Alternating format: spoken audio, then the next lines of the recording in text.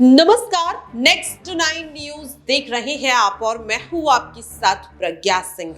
स्वागत है आप सभी का मेरे खास प्रोग्राम सत्ता से सवाल में। क्या ईडी और सीबीआई का डर दिखाकर अब मोदी सरकार विपक्ष को तोड़ना चाहती है?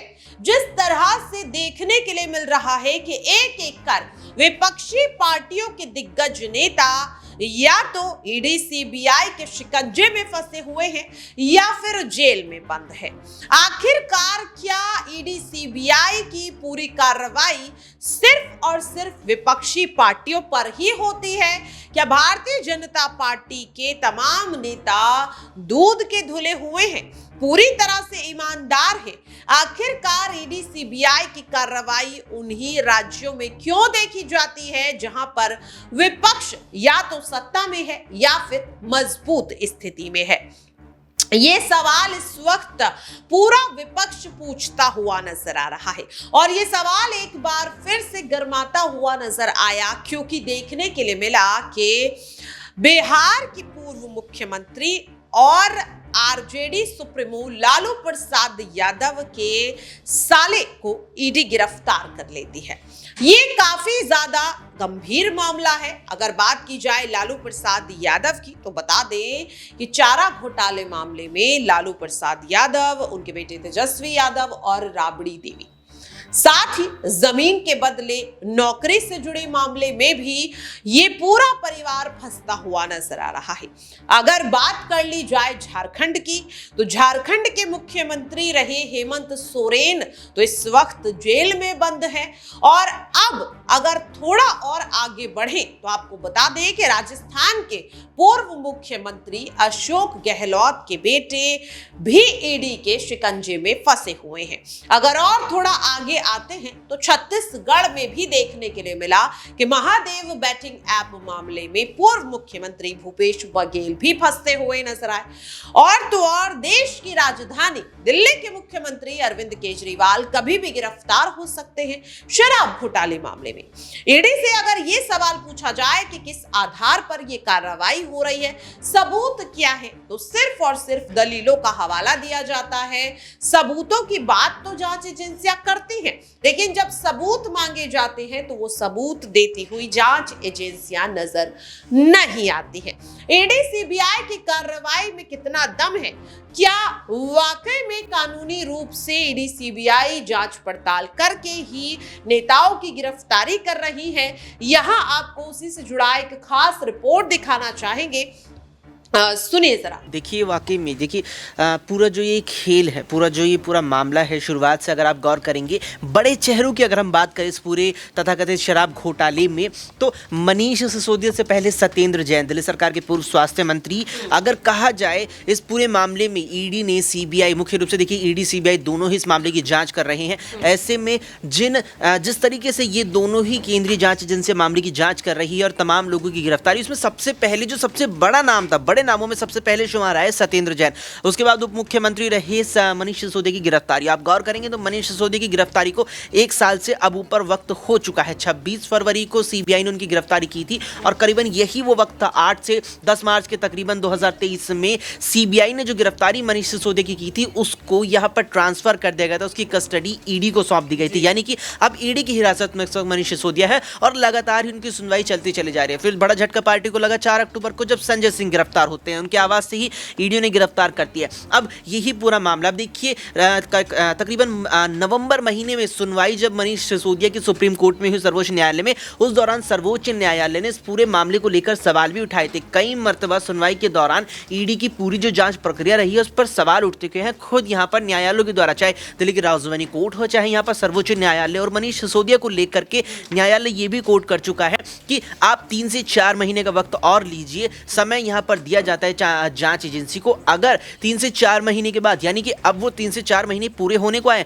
यानी कि मार्च और इस अप्रैल के वक्त में आपको लगता है कि जांच आगे नहीं बढ़ पा रही है, जांच वहीं की वहीं है लेकिन समय बीतता जा रहा है, ऐसे में आप फिर से अपनी जमानत अर्जी यहाँ पर दायर कर सकते हैं और उस पर फिर से विचार किया जा सकता है। यानी कुल मिलाकर के जो पूरी जांच की प्रक्रिया है, चाहे ईडी की हो चाहे सीबीआई की हो, और जिस तरीके से लगातार पिछले 1.5 साल से सुनवाई चल रही है कोर्ट के अंदर, ऐसे में कुछ भी अब तक पुख्ता सबूत ऐसा ईडी या सीबीआई किसी भी सरकार के नुमाइंदे के खिलाफ पेश नहीं कर पाया जो सिद्ध करता हो कि वाकई में बड़े स्तर पर शराब नीति में घोटाला हुआ है और उसमें आम आदमी पार्टी के तमाम नेता शामिल रही हूँ। देखिए, यहाँ पर जैसे कि आम आदमी पार्टी के 2 नेता, दिग्गज नेता कहे जाने वाले, वो जेल में बंद हैं। शराब घोटाला यहाँ पर देखा गया। पहले ये शराब नीति लाई गई, फिर इस नीति के ज़रिए घोटाला हुआ, करोड़ों की बात यहाँ पर सामने आई और मनीष सिसोदिया और संजय सिंह जेल में बंद हैं। आप देखिए, सुनवाई होती है, ना तो संजय सिंह रिहा हो रहे हैं, ना मनीष सिसोदिया रिहा होते हुए नज़र आ रहे हैं। अंतरिम जमानत की बात करें तो सिर्फ पत्नी से मुलाकात करने के लिए आप देखिए कि 2 से 3 दिन की मांग कर रहे थे, एक ही दिन दिया जाता है कि हफ्ते में 1 दिन मिल पाएंगे। तो आप ये देखिए कि आम आदमी पार्टी कहीं ना कहीं टूटने के कगार पर पहुंच रही। मनीष सिसोदिया, संजय सिंह, सत्येंद्र जैन का करियर ही खत्म हो गया, राजनीति से लगभग वो पूरी तरह से हट चुके हैं। और उसके बाद यहाँ पर नाम आ जाता है सौरभ भारद्वाज का, आतिशी का आ जाता है, अरविंद केजरीवाल को खुद कितने समन भेजे जाते हैं। तो आप सोचिए कि आम आदमी पार्टी के हर नेता पर प्रहार यहाँ पर किया जा रहा है सरकारी एजेंसियों के जरिए, और बात यहाँ पर सिर्फ और सिर्फ भ्रष्टाचार की आती है। तो विपक्षी पार्टियों का कहना है कि सिर्फ भ्रष्टाचार यहाँ पर हमारी पार्टियों में क्यों मिलते हैं, क्यों भारतीय जनता पार्टी के किसी भी नेता के घर पर छापेमारी नहीं होती है। पश्चिम बंगाल में आप देखिए किस तरीके से हंगामा देखा जाता है, किस तरीके से पश्चिम बंगाल के मुख्यमंत्री ममता बनर्जी के कई सांसद यहाँ पर गिरते हुए नजर आते हैं। तो आप देखिए हर राज्य में छापेमारी की जा रही है, हर राज्य में कहीं ना कहीं। आप बिहार देख लीजिए, जब यहाँ पर हुआ था कि महागठबंधन टूटा, तो ठीक उसके बाद ही यहाँ पर ईडी के सामने पेश होना था, सीबीआई के सामने पेश होना था तेजस्वी यादव, लालू यादव को। अब इसी तरीके से कहीं ना कहीं विपक्षी पार्टियों को लगता है कि भारतीय जनता पार्टी करवा रही है और सिर्फ उसके एजेंडे पर ये सरकारी एजेंसियां चल रही हैं। देखा आपने और सुना भी। दर्शकों, आपको बता दें कि ये तो रही वो खास रिपोर्ट। अब आपको ये भी बता दें कि ईडी सीबीआई की कार्रवाई आखिरकार विपक्ष के नेताओं पर ही क्यों हो रही है। यहाँ पर अगर बात करें तो दिल्ली के मुख्यमंत्री अरविंद केजरीवाल का साफ तौर पर कहना है कि विपक्ष को खत्म कर देना चाहते हैं ईडी सीबीआई के जरिए बीजेपी। ये बात अरविंद केजरीवाल ही नहीं, राहुल गांधी कह चुके हैं, हेमंत सोरेन कह चुके हैं, लालू प्रसाद यादव कह चुके हैं, तेजस्वी यादव कह चुके हैं, ममता बनर्जी कह चुकी हैं, अशोक गहलोत कह चुके हैं, अखिलेश यादव तक इस बात को कह चुके हैं। और अब ऐसे में सवाल लगातार ये बनता हुआ नजर आ रहा है कि क्या वाकई में विपक्ष को तोड़ने के लिए ये पूरी साजिश जो है वो भारतीय जनता पार्टी द्वारा की जा रही है। और इसी से जुड़ा यहाँ पर हम आपको अपना एक और खास रिपोर्ट दिखाते हैं जिससे आपको समझ में आएगा कि आखिरकार ईडी सीबीआई की कार्रवाई क्या वाकई में घोटालों से जुड़ी हुई है या फिर पर्दे के पीछे रहकर कोई और ही जांच एजेंसियों को कंट्रोल कर रहा है। मेरे को इतने नोटिस भेज दिए, इतने नोटिस भेज, सारी एजेंसी, जैसे देश का सबसे बड़ा आतंकवादी केजरीवाल है।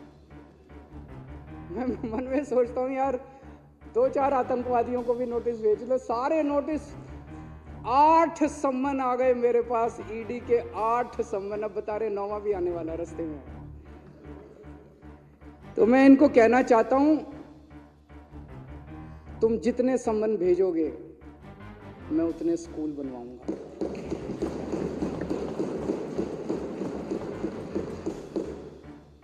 आज मैं इस सदन के अंदर घोषणा करना चाहता हूं कि 8 सम्मन आए हैं, 8 नए स्कूल दिल्ली के अंदर बनाए जाएंगे।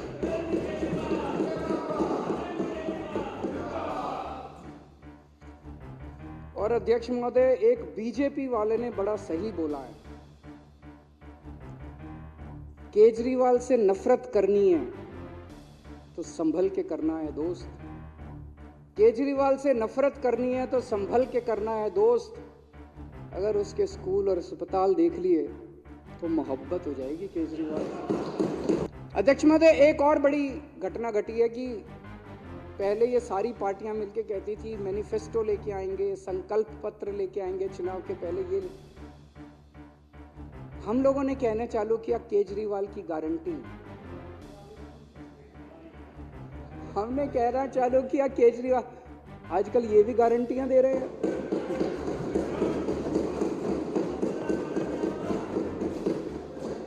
तो मैं कहना चाहता हूं, जब बजने लगी खतरी की घंटियां तो मोदी जी को याद आई केजरीवाल की गारंटियां।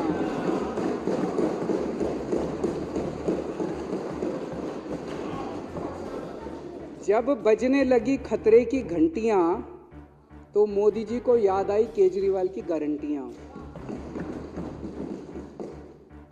तो अध्यक्ष महोदय, देश के सामने दो मॉडल हैं, एक विकास का मॉडल है, एक विनाश का मॉडल है। दोनों मॉडल चुनाव जिताते हैं। देश की जनता को तय करना है कि उनको देश का विकास चाहिए कि देश का विनाश चाहिए। तो देखा आपने और सुना भी। अब दर्शकों, आपको क्या लगता है, क्या वाकई में जांच एजेंसियों का दुरुपयोग किया जा रहा है? केंद्र में बैठी भारतीय जनता पार्टी अब जांच एजेंसियों को अपने फायदे के हिसाब से विपक्ष को कमजोर करने के लिए इस्तेमाल कर रही है, क्योंकि पूरा का पूरा विपक्ष तो यही आरोप लगा रहा है। आपकी क्या राय है इस पूरे प्रोग्राम को लेकर? आप कमेंट बॉक्स में शेयर कर सकते हैं। फिलहाल के लिए मुझे दीजिए इजाजत। नमस्कार।